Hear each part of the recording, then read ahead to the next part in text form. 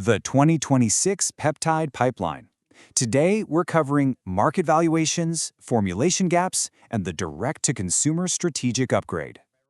Welcome to Peptide Proof. We follow the science, the evidence, and the market behind peptide innovation, from research and synthesis to therapeutics, applications, and industry trends.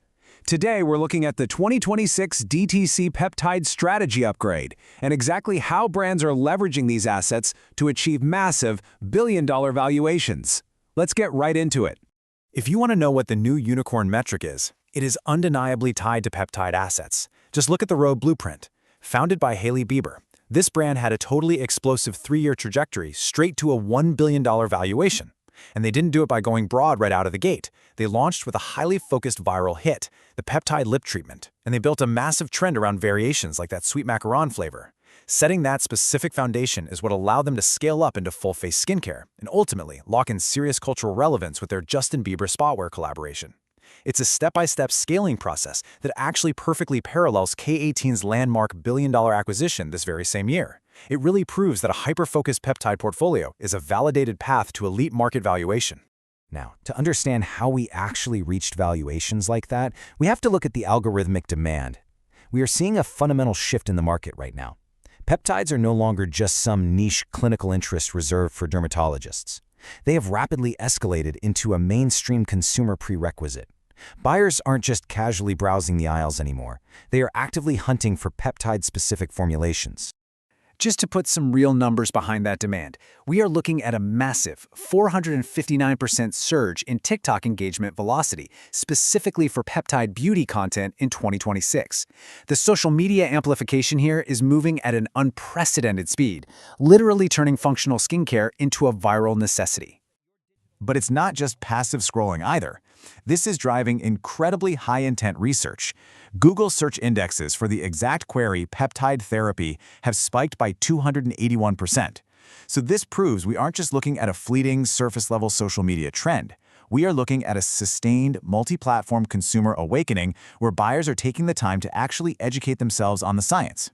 Which brings us to the psychology of this mass acquisition. Why peptides, and why right now? Well, it mostly comes down to the high tellability of the science. Consumers easily grasp these concepts because the underlying mechanisms are highly logical. For example, signal peptides act like transmission towers, directly triggering your cells to synthesize collagen. Carrier peptides function more like a high-speed transit system, facilitating the transport of trace minerals. And inhibitor peptides act like a mechanical clamp, interrupting neurotransmitters to basically relax your expression lines. Because they're naturally occurring protein fragments, their safety profile is super high, making the story incredibly easy for a brand to tell, and more importantly, for a consumer to trust. Recognizing that incredible tellability, emerging direct-to-consumer brands like YSE Beauty and OneSkin are utilizing a very strict 4-step playbook.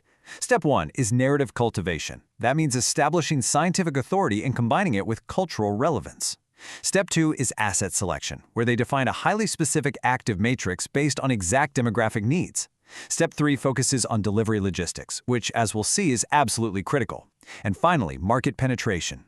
What's fascinating here is that these brands are entirely bypassing traditional advertising. Instead, they're penetrating niche communities directly through targeted, authority-driven social channels. But here is the massive reality check for the industry. We are looking at a glaring formulation gap in the broader market right now, which is creating a huge price discrepancy on the shelves. Very often, consumers are paying a premium just for the word peptide on the bottle, not for actual efficacy. You can have the highest concentration of premium peptides in the world, but without a validated delivery system, they just bounce right off the surface. If they can't penetrate the stratum corneum, the skin's tough outer barrier, those high-priced products are functionally useless. True efficacy only happens when a validated delivery system successfully engineers epidermal penetration, actually pulling that active matrix down into the deeper layers where it can go to work.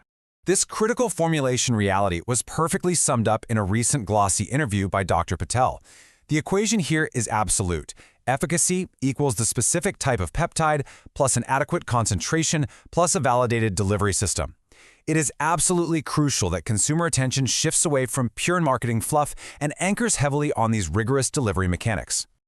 Now, legacy players in the beauty industry are acutely aware of this shift toward rigorous mechanics, and they definitely aren't sitting still.